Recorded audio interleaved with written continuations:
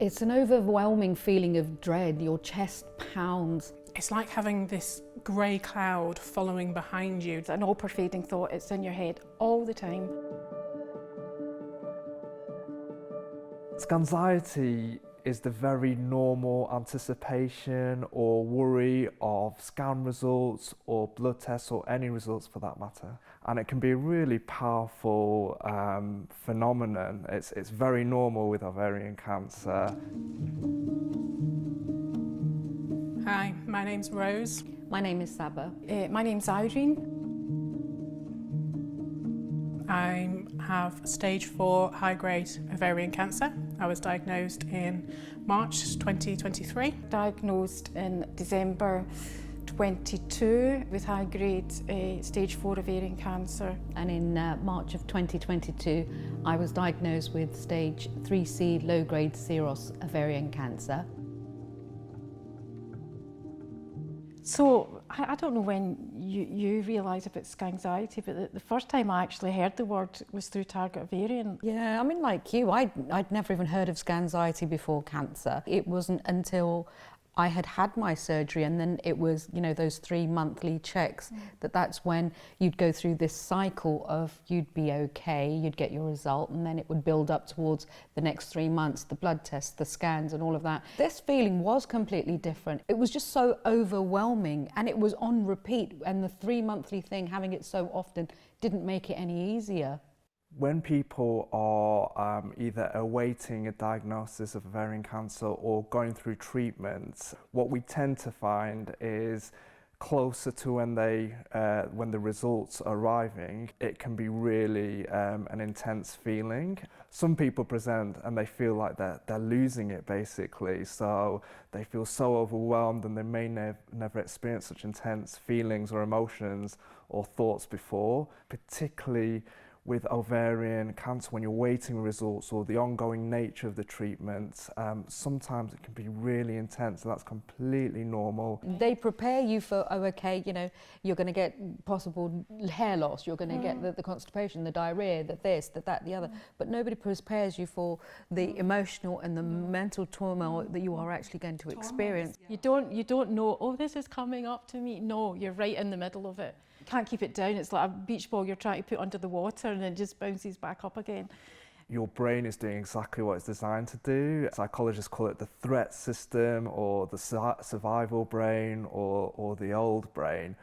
But your brain is doing exactly what it's designed to do, which is trying to protect you. And the way it does that is very intense feelings. So the fight, flight or freeze mechanism, we describe it almost like a car with the accelerator on and the handbrake on. You've got all these powerful feelings and emotions. It's different to a standard anxiety where there can be feelings or emotions and you're not sure why. There is a very real fear. It's just this overwhelming feeling that my life is at a stop. And generally in the lead up to when I'm going for a scan, it's kind of like my brain will be doing overtime because it's running through all the different scenarios. I can tell when I'm getting anxious because I clench my fists. Yeah. I walk around and I've just got my fists so clenchly tight, and I start getting achy shoulders, and again because I think I'm tense. Yeah. Or I find myself getting really irate at things that really I shouldn't be irate at, or that I think, oh gosh, take a step back, just it's okay, you're allowed to feel these things, you're allowed to feel anxious in the moment, because you don't quite often realise what it is you're anxious about until further down the line. When your cancer is being monitored, when you're looking at cancer markers and making sure it's as stable as possible, the feelings can be really intense. People often assume it is about the scan, waiting for scan results, but it can be about anything related to waiting for results, or even if it's the regular check-ins with your oncologist, where they're doing some tests, and different people respond in different ways depending on what they're waiting for, but it does tend to be that waiting, and the intensity can fluctuate, but what is often common is it can dominate your thought process or your feelings, and it's often there in the background even when you're trying to get on with normal life. I dread the scans because is it going to take me back to where I was 12 months ago or 18 months ago? It's that fear, and it kind of like that fear overtakes absolutely everything, and it doesn't dissipate once you've had the scan, because then you start that cycle again with waiting for when the results are going to appear. You just need a little bit of control. You want to be able to control something that is so out of your control. Don't you feel like all the anxiety about your treatment and stuff like that, though, comes to a head when it comes to Scanxiety, because everything is dependent on that scan? It impacts every other element to your treatment and things, that it just seems to get the forefront of all, certainly my anxiety, all goes into this one scan result. When you are anticipating results, the emotional energy that can take is massive, it's huge. So occasionally afterwards, you just feel exhausted, and we purposely use the word fatigue and not tiredness, because tiredness is when you feel tired and you recover.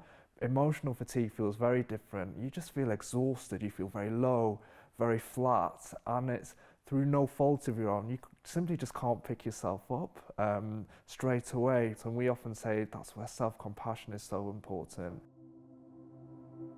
Self-compassion is meeting any emotional pain we experience, such as low mood or fatigue, with feelings of kindness, warmth, and care towards ourselves.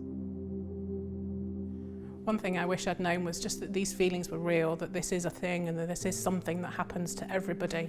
Everybody goes through the same fear, the same anxieties of playing out what could happen and the worst in every situation. It's all completely normal. It exists, it's real, and it will affect you on a day-to-day basis. Acknowledging it validates your feelings, and I think that's what I had difficulty with, in that I felt my feelings were invalid and I was just worrying for nothing, I was making a fuss for nothing.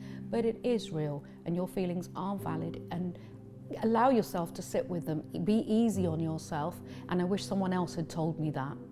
It was a kind of revelation to know that other people experience the same feelings as you. Because every time what's going on in your head, you think, is it the medication? Is it how I feel? Is it the stage my cancer's at? Am I feeling like this? Am I going kind of a wee bit off my head kind of thing? But to know that other people experience that is really helpful. And also to know that there are different strategies that you can use to deal with it. It won't go away, it doesn't go away, but you can deal with it. If you're worried about upcoming scan results or blood tests, then do please contact Target Ovarian Cancer or indeed Maggie's so that we can support you. For more information and support, go to targetovariancancer.org.uk or call our support line on 0207 923 5475.